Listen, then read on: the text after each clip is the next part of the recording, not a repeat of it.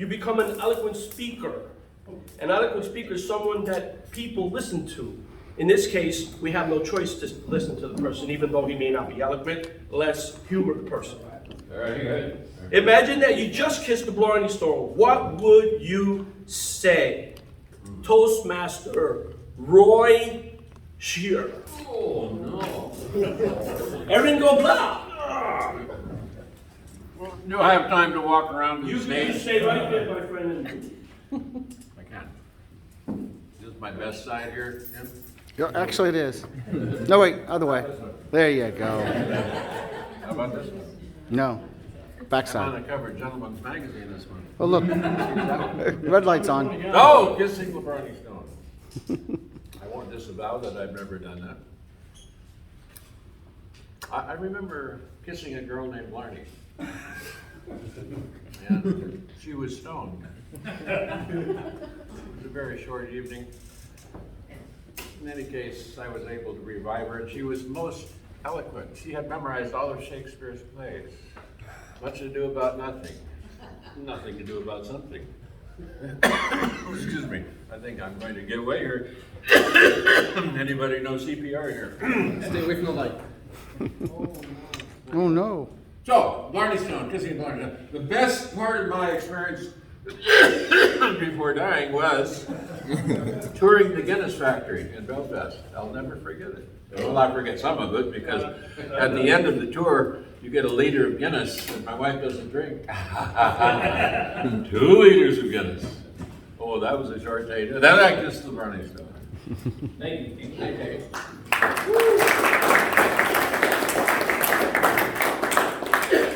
Leprechauns are rumored to hide their gold at the end of a rainbow. If you had great treasure, where would you hide it and why? Toastmaster Daniel Billings Sr. Well, I can't disavow St. Patrick's Day because green is my favorite color. So I have to celebrate it for some reason, just to wear green. Where would I hide gold? I love swimming. My favorite animal is a tiger, but my favorite animal in the sea is tiger sharks, and I dream of one day going swimming with the sharks. So I would hide my gold in the bottom of the ocean in a cave where sharks dwell. Thank you.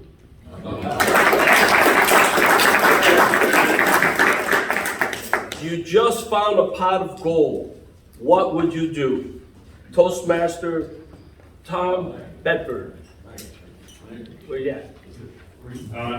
Last name, did I get it right? Ledford. Ledford. Yes, sir. Okay. Good. Maybe writing's a little off. Sorry, can we repeat the question one more time about pot of gold? You just got the lottery, what would you do, buddy? You found a pot of gold. What would you do? If I found a pot of gold, what would I do? What would I do? Okay, so, well, I'd pay off some debt. Lots of debt I have at this moment. After college, I basically just decided to get into a lot of debt. It's not fun. But at the same time, it's an adventure because I get to essentially work for my money and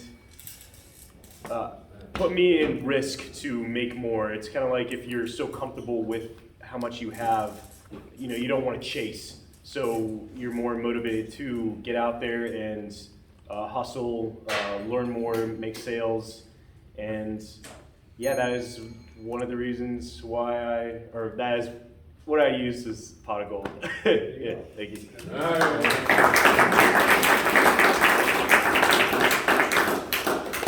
Many people believe that a shamrock with 4 petals represents good luck. Every culture has good luck symbols. What are some of the good luck symbols you believe in? Toastmaster Charles Huckabee. Oh. Come back to me. Okay, Toastmaster Tim Rickey. How lucky are you? Well, I'll disavow having anything actually in that framework. What I'd like to say about being Irish, and I am Irish, my mother's maiden name is Clancy. By the way, the mayor of Castleberry happens to be Glancy. When I first met her, I was doing a keynote at the chamber there, and I said, is it Glancy or Clancy? She said, no, Glancy, it's unusual. Said, yeah, that's my mother's name.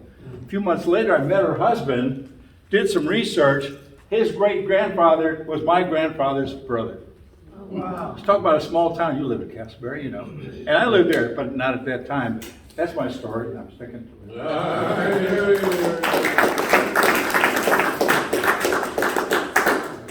Do you believe in luck? Why or why not? Toastmaster Morris McNitt.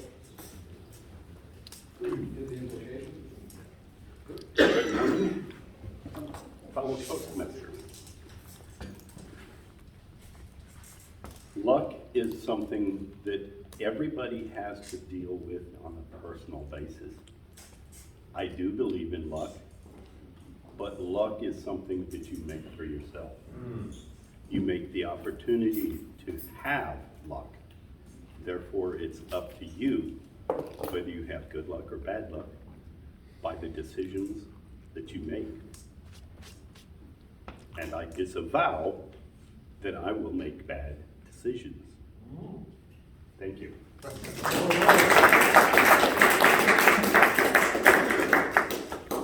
Let's go with bad luck.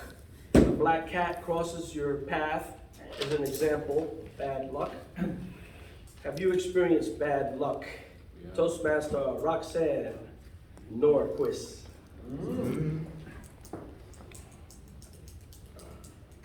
Fellow Toastmasters, I believe that we have all experienced bad luck in our days. And the fact is that when we do come to do find ourselves in a position of experiencing bad luck, what are we going to do with it? How are we going to look at it? Are we going to look at it as being something that is going to pull us down and destroy us? Or are we going to look at possibly a little tiny nugget of positivity in the midst of that bad luck? And are we going to grow from it, and are we going to learn from it? So. Thank you. According to Irish legend, leprechauns enjoy playing pranks on unsuspecting people. Some pranks are harmless and other pranks are bad. What is one of the funniest pranks you've experienced? Toastmaster Carmelo Bernardo III. What is a blotting stone? Tell us. It's a chain of bars in Manhattan. Don't try to get in one on St. Patrick's Day. You're not going to.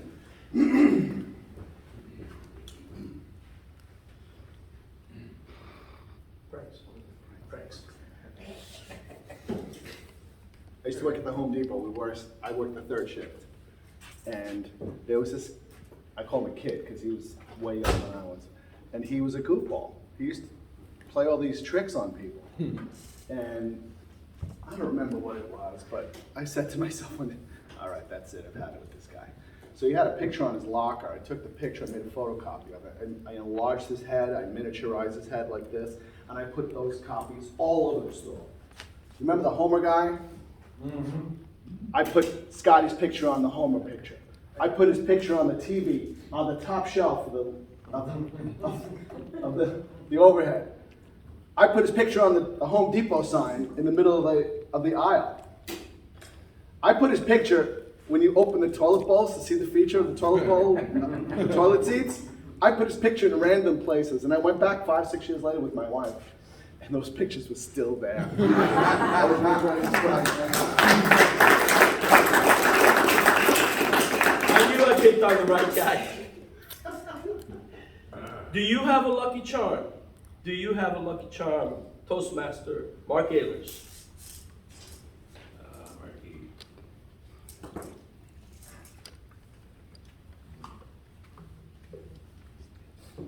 You want to Not sure that'll help. I don't have lucky charm.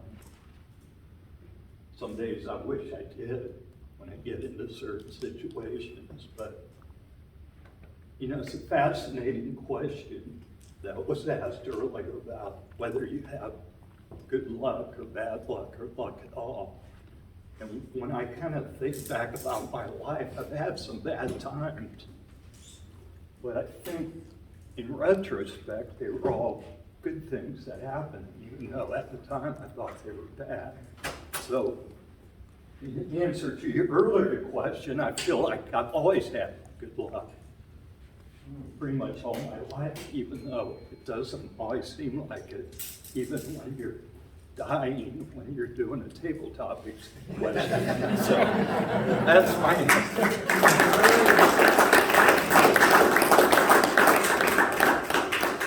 You just won a free trip to Ireland. Tell us about what you'd like to do. Toastmaster Charles Huckabee. And you can't get out of it. Who have I not called? Raise your hand. That's eligible. Calling everybody else first. We got time. Let's get going. Steve Joseph. So I just won a trip to Ireland. What am I gonna do? Yeah. Well, I'll have to go find the Blarney Stone. That's a great question. You know what I think I would do? I've always dreamed of going on one of those golf vacations where you tour all the famous golf courses all over the UK. Maybe combine, well, I used to think going on the Scotch tour was the grand tour, but no more. Just the golf tour. Bottled water, golf. Healthy vacation. You can jog and run between rounds of golf. I disavow the unhealthy lifestyle. So, I sound like some preacher, don't I? But that's all. Thank you very much.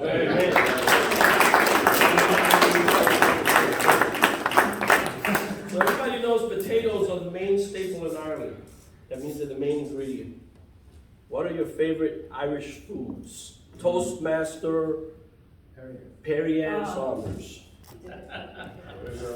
Spaghetti. I tried without success to disavow my eligibility for Tabletopics today, but all the roles were filled, and Carmelo, thank you very much. My favorite potatoes are not Irish, they are French fries. I can be full, but there's always room in my French fry stomach.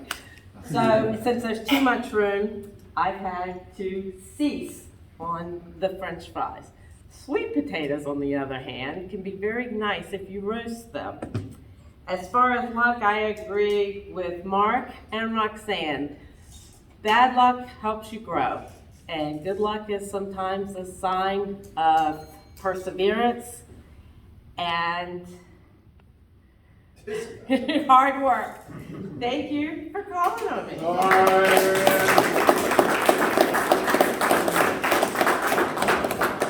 Potatoes, potatoes. What other holiday do you like to celebrate besides St. Patrick's Day?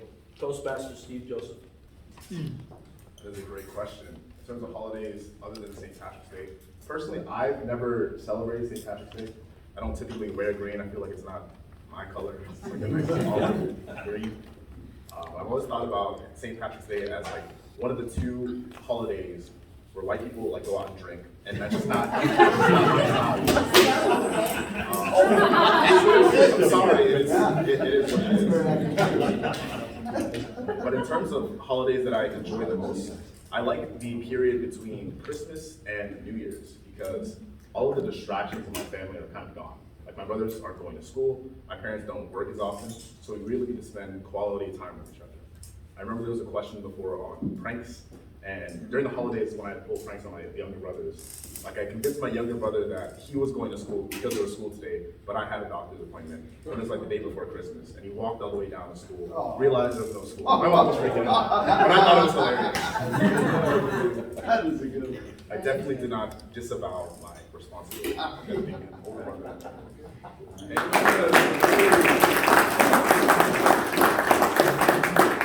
So St. Patrick wasn't actually even born in Ireland. He was born in Britain, and he was kidnapped by pirates. And when he was young, taken to Ireland as a slave. Tell us about human trafficking. Let's get a little bit serious. Toastmaster, listen to spirit. Good morning, fellow Toastmasters. Well, I had a whole Irish story to tell you, and now I'm going to talk about.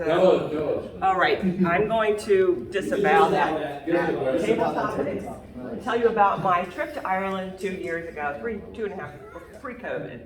My girlfriends were running the Dublin Marathon, and I was a Sherpa, as they call it, cheering them on. And we spent 4 days after that, driving across Ireland. And we were 6 of us in a van. And I'm Linda McMahon, by the way, on St. Patrick's Day, in honor of my mother's last name. So we got in this van, and I somehow got to be the driver on the left side, which I've never driven before.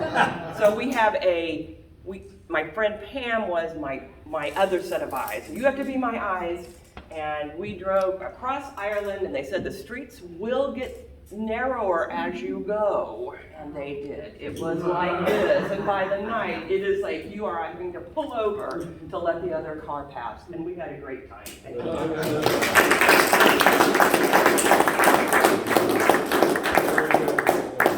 So you're on your way to Toastmasters, and you see a leprechaun, and he gives you a McDonald's magical shamrock shake, and you drink it. What happens to you when you drink it? Toastmaster Natalie Casey. Sorry, Natalie. All right. Anybody else now? Good morning, fellow Toastmasters. Good morning. I definitely remember, I'll stay close, there you go. I definitely remember when I was younger, when they would come out, when the season would come out and the, what's the word I'm looking for? The Shamrock milkshakes would come out, and I remember always being very excited when my mother would let us actually have them. So if I were to encounter that this morning, it would have made me very sleepy. If I had had a green milkshake this morning, I know that it would have made me very sleepy, and I would have been even more sluggish on the dinger. So I'm glad I didn't have it.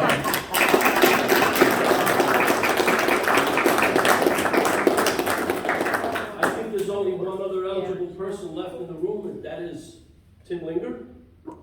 Yes, it is. You can call on the evaluator. We will defer. We have 5 minutes left. Timer, the report? Timer's report. Did they all pass? Yes, sir. Everybody qualified. Whoa!